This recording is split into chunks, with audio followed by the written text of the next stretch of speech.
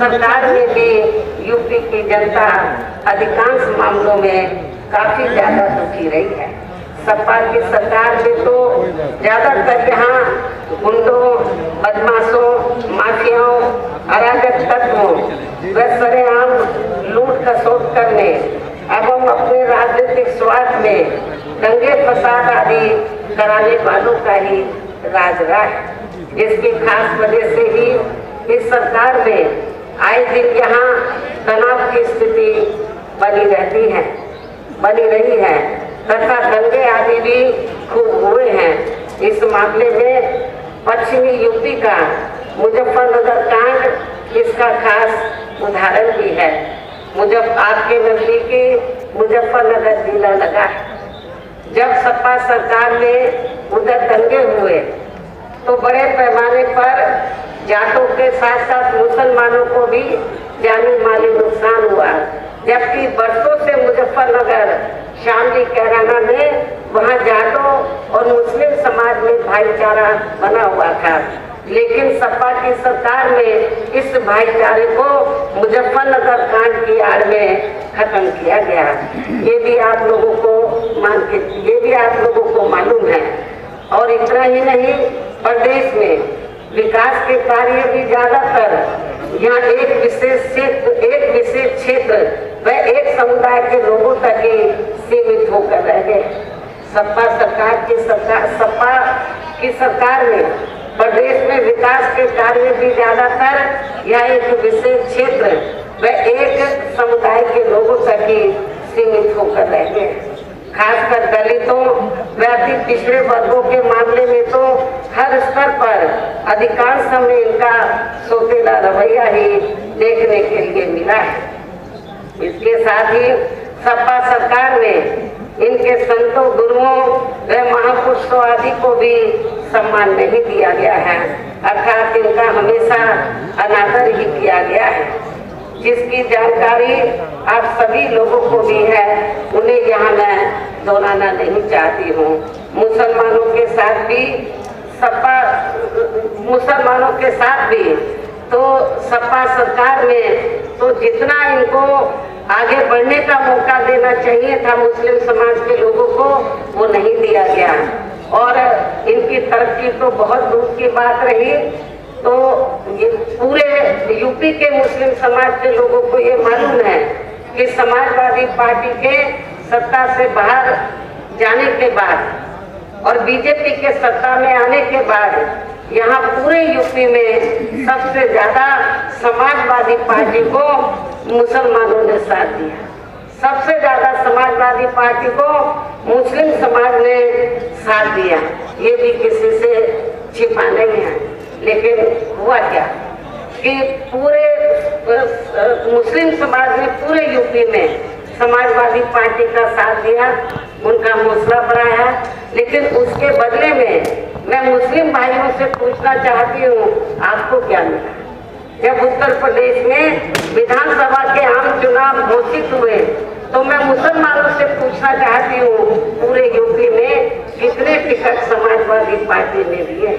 आप पूरे यूपी की बात को छोड़ो, आप सहारनपुर में ही देखो तो जो लोग पूरे 5 साल समाजवादी पार्टी की सेवा करते रहे और उनके सुख दुख की घड़ी में खड़े रहे, लेकिन सपा ने जब उनको आगे मौका देने का बात आई, इलेक्शन अनाउंस हुए, जब टिकट देने की बात आई तो टिकट मुसलमानों को ज्यादा नहीं दिए गए, बहुत कम दिए गए।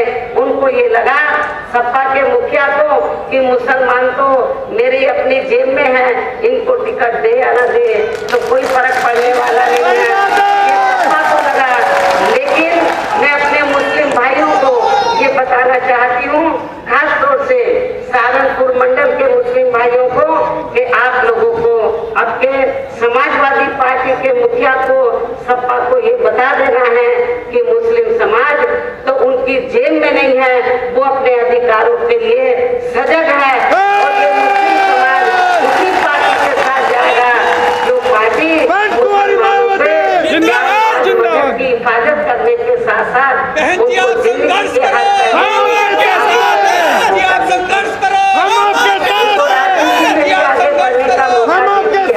और ये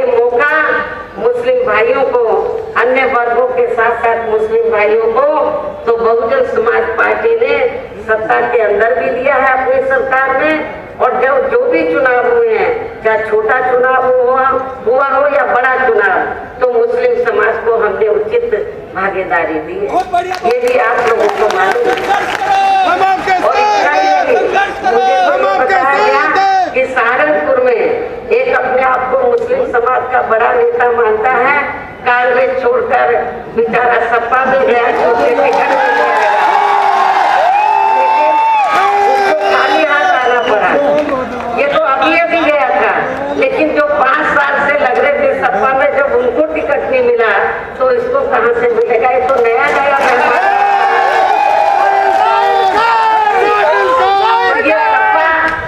समाजवादी पार्टी की जो सोच है माइनॉरिटीज के मामले में, दलितों और पिछड़ों के साथ साथ, मैं समझती हूँ वो ठीक नहीं है। इसी प्रकार भाजपा सरकार की भी नीतियाँ व कार्यशैली अधिकांश यहाँ जातिवादी, पूंजीवादी एवं आरएसएस के संकीर्ण एजेंडे को ही लागू करने पर टिकी रही है, जिससे प्रभावित एवं शिकार हुए लोगों का इस सरकार में सही से विकास व उत्थान आदि नहीं हो सका है। साथ ही इनका हर स्तर पर काफी ज्यादा उत्पीड़न भी किया गया है। धर्म के नाम पर वर्तमान भाजपा सरकार में धर्म के नाम पर हमेशा यहाँ तनाव व नफरत आदि का वातावरण ही बना रहा है। प्रदेश में अपराध भी काफी ज्यादा बढ़े हैं, खासकर दलित, अकलियत व महिलाएं आदि भी इस सरकार में कतई भी सुरक्षित नहीं है।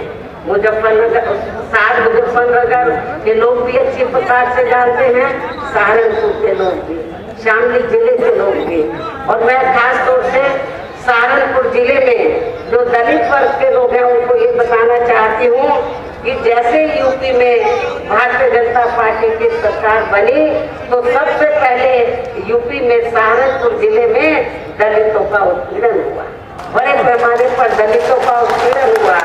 शब्बीरपुर कांड इस बात का जीता जाता उदाहरण है।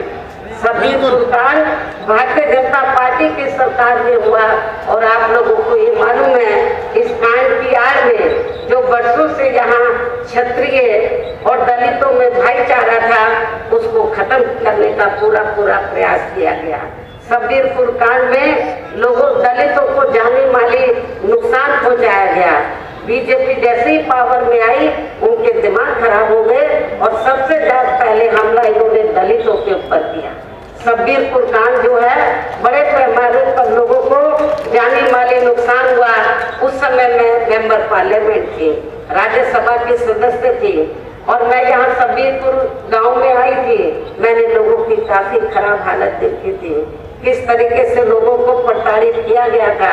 और जब मैंने इस मामले को राज्यसभा में उठाया पार्लियामेंट में, तो सरकार के लोगों ने मुझे बोलने नहीं दिया। सरकार के मंत्री सब खड़े हो गए। तो उसके बाद मैंने फैसला लिया कि जब मैं अपने लोगों की आवाज पार्लियामेंट में नहीं उठा सकती, मुझे बोलने नहीं दिया जाता, तो अब मैं पार्लियामेंट के बाहर लोगों को जगाऊंगी, लोगों को तैयार करूंगी। और इसी मुद्दे पर मैं दलितों को बताना चाहती हूँ, उस समय मैंने राज्यसभा से भी इस्तीफा दिया। केवल इसी मुद्दे कि जो दलित वर्ग के लोग, कुछ नेता लोग अपने स्वार्थ में बीजेपी में चले गए, क्या वो शब्बीरपुर कांड को भूल गए? क्या वो शब्बीरपुर कांड को भूल गए? तो इसलिए आप लोगों को इस चुनाव में न सपा को वोट देना है, मुस्लिम भाइयों को, और दलितों को तो बिल्कुल भी नहीं देना है। जिसने शब्बीरपुर कांड कराया, दलितों को बुलाना नहीं।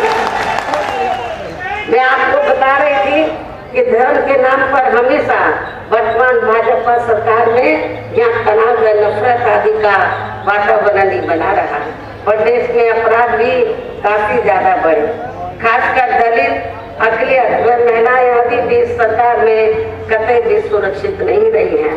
लेकिन मीडिया में इनके सही आंकड़ों को अधिकांश दबा दिया जाता है।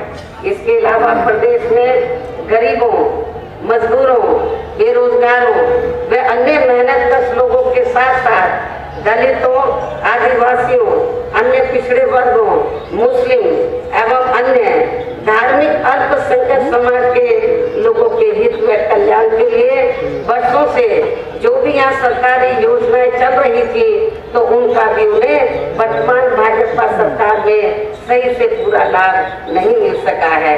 खासकर दलितों व पिछड़ों को आरक्षण का भी पूरा लाभ नहीं मिल पाया है, क्योंकि इन्होंने बड़े बड़े सरकारी कार्य ज्यादातर प्राइवेट सेक्टर के जरिए ही कराए हैं, जिसमें इनके लिए आरक्षण की कोई भी व्यवस्था नहीं है। सरकारी नौकरियों में भी इनका आरक्षण का कोटा पूरा नहीं किया गया है। मुस्लिम व अन्य धार्मिक अल्पसंख्यक समाज के लोगों के साथ तो बीजेपी की सरकार में अधिकांश या पक्षपात वाला रवैया ही अपनाया गया है। इतना ही नहीं बल्कि इस बार बीजेपी की सरकार में अपर कास्ट समाज में से विशेषकर प्रबुद्ध वर्ग भी हर मामले में अपने आप को काफी ज्यादा उपेक्षित महसूस करता रहा है। इसके अलावा इनकी गलत आर्थिक नीतियों के कारण यहाँ गरीबी, बेरोजगारी व महंगाई आदि भी काफी ज्यादा बढ़ी है। खासकर चुनाव घोषित होने से पहले